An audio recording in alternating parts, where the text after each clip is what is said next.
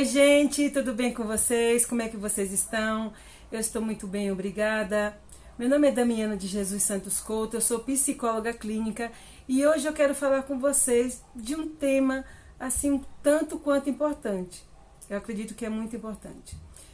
E para começar esse vídeo, eu quero trazer a cena de um filme que eu particularmente amo, Homens de Honra. Homens de Honra vai trazer um negro que sonhava em ser mergulhador da Marinha dos Estados Unidos. Uma época em que o negro não podia nem tomar banho no mar junto com as pessoas brancas. Entende? E é por isso que eu quero trazer um pouquinho da minha história aqui para vocês. 1989, muita coisa começou a mudar na minha vida. O meu pai faleceu e eu quis vir morar em São Paulo. Por quê? Porque na Bahia a gente não tinha trabalho, não tinha uma colocação para mim. Eu queria trabalhar, mas não tinha onde trabalhar. E aí eu não tinha nada, eu não tinha roupa, não tinha sapato, a gente não tinha praticamente nada. Então na época eu falei para a mãe, eu vou morar em São Paulo.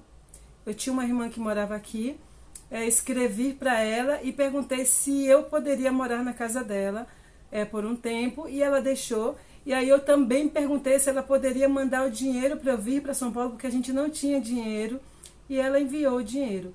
Então, em janeiro de 1989, eu vim para São Paulo. Cheguei aqui, comecei a estudar, terminei o 2º grau aqui. E foi um ano muito difícil, né? Foram 3 anos difíceis. No primeiro ano, não consegui terminar o ano letivo. A minha sala, as pessoas moravam todas aqui em São Paulo, então eles tinham um sotaque diferente. O meu sotaque era muito diferente.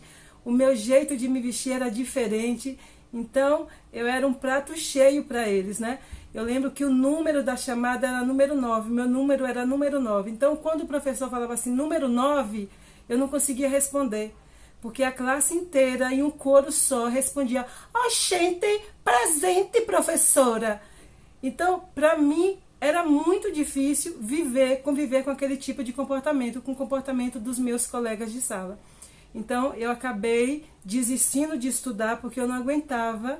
Eu começava a chorar na sala de aula e aí eu acabei desistindo. Aquele ano não terminei os estudos. No ano seguinte, eu voltei para a sala de aula, eu entendi que eram outros alunos, eu já tinha um pouco mais de tempo aqui em São Paulo, então eu voltei a estudar, terminei o 2º grau. Na época que eu terminei, não era possível sonhar em fazer uma faculdade, em prestar um concurso público. Eu achava que não era para mim. Então, eu fui trabalhar como cozinheira. Eu sempre cozinhei muito. A minha irmã cozinhava e ela me passava algumas receitas. E eu sempre gostei muito de cozinhar. Então, eu fui trabalhar como cozinheira e está tudo bem, tudo perfeito. Até que, em 2008, aconteceu algo que mudou totalmente a minha vida. Eu trabalhava em uma casa. E aí um dia, ao chegar para servir o café da manhã para a pessoa que eu trabalhava, eu levei um bolo de rolo para a pessoa tomar café. E aí a pessoa falou, olha, não é essa faca. Aí eu levei uma outra faca, ela, não é essa faca. Eu levei uma outra faca, não é essa faca. Então, a terceira vez, quando eu desci as escadas, eu já desci doida. Então eu falei assim, espera aí. Se eu não voltar a estudar, se eu não fizer nada por mim, eu vou passar o resto da minha vida subindo e descendo escadas. E aí, na época, quando eu passava para ir para o meu trabalho, tinha uma faculdade, e aí um dia eu desci lá, me informei como é que funcionava, quis saber dos cursos, e aí tinha um curso de psicologia, precisava fazer vestibular, e eu fiz vestibular, passei, comecei a estudar. Então, praticamente, eu pegava o dinheiro de onde eu recebia e pagava a minha mensalidade, e tá tudo bem. Mas aí chegou uma hora do curso que não dava mais para continuar estudando e trabalhando, porque o curso de psicologia, ele exige muita leitura e eu não tinha tempo para ler. E teve uma hora que eu precisei escolher, ou eu continuava trabalhando, ou eu continuava estudando. E eu dei preferência por continuar estudando. E isso foi maravilhoso para mim. Por quê? Porque depois de um tempo, a minha ex-patroa acabou encontrando um outro emprego para mim, que aí eu teria mais tempo para eu estudar. E nesse emprego, quando eu fui estudar, mudou toda a minha vida. Por quê? Porque a pessoa com quem eu comecei a trabalhar, ela falou, nossa, Dami, eu fiquei sabendo que você está estudando, eu gosto muito, eu valorizo muito as pessoas que buscam ensino, que procuram estudar mais, saber mais. Então, a partir de hoje, eu vou pagar metade da sua faculdade.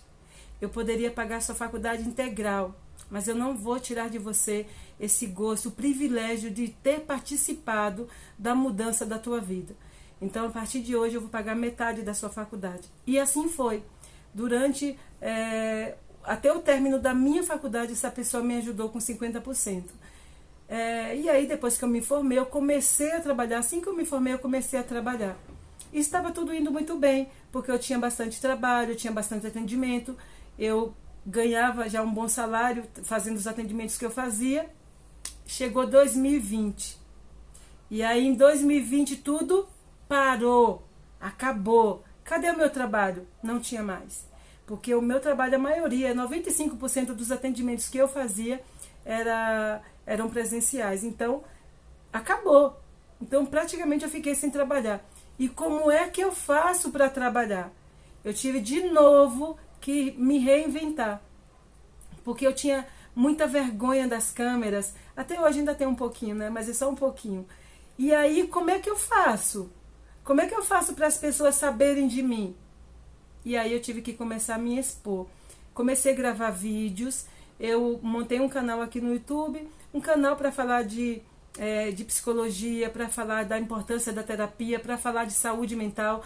Não é um canal voltado para psicólogo, não tem nada de técnico, é um canal voltado com temas para o dia a dia. A maioria das falas que eu trago aqui, algumas são alguns casos que a gente acaba ouvindo em terapia e depois a gente começa a fazer um apanhado, começa a fazer um resumo e vira um vídeo.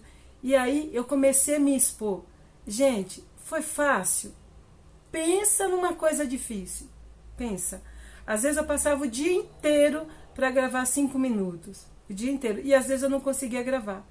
Então para mim foi muito difícil 2020. Mas aí, ao mesmo tempo que eu me possibilitei a encarar o novo, ir para cima, sabe? O que aconteceu? As pessoas começaram a saber mais do meu trabalho e elas começaram a se identificar com as coisas que eu falava nos meus vídeos. E aí eu comecei de novo a trabalhar e graças a Deus até hoje eu tenho trabalhado bastante. Bastante mesmo. O meu trabalho teve uma evolução assim, de 0 a 10, 20. Então eu estou muito feliz com tudo isso que aconteceu na minha vida. Por ter deixado em 1989 toda a minha família, eu deixei a minha terra, eu deixei a minha origem, eu deixei os meus amigos para começar uma vida nova. Valeu a pena? Para mim valeu muito a pena. Hoje eu me sinto muito realizada com o que eu faço. Em 2008, quando eu decidi voltar para a sala de aula, foi difícil? Foi muito difícil, gente. Eu não sabia nem ligar o computador. E eu precisei aprender. Lógico, eu tive a ajuda de muitas pessoas na minha sala de aula, porque eles olhavam para mim, nossa, Dami, que legal você aqui na sala de aula com a gente. Então, assim, tinha muita gente que tinha 18, 20 anos, era uma sala jovem, mas ao mesmo tempo eles me receberam de braços abertos, sabe? Eu lembro que uma vez uma menina falou assim para mim, nossa, Dami, que orgulho de você. Eu queria ver a minha mãe aqui na sala de aula assim como você está. Então, para mim, foi difícil. Esse princípio foi um princípio que machucou, que doeu, que foi pesado, mas ao mesmo tempo gratificante. É muito gratificante. Agora, só para voltar um pouquinho lá em Homens de Honra, você sabe o que aconteceu com aquele cara? Ele conseguiu ser mergulhador da Marinha dos Estados Unidos. É um filme maravilhoso. E eu quis gravar esse vídeo para falar para você que de repente tem vontade de fazer um curso, tem vontade de seguir uma profissão e aí você acha que você não consegue, que você não pode, que é uma profissão elitizada. O que é uma profissão elitizada? O que é? Você pode chegar onde você quiser, se você decidir chegar e se você quiser pagar o preço para estar lá. Quanto você quer pagar? Quanto você está disposto a abrir mão da sua vida para realizar o teu sonho? O que você quer ser? Advogado? Médico? Psicólogo? Você pode ser o que você quiser. Um beijo para você e até o próximo vídeo.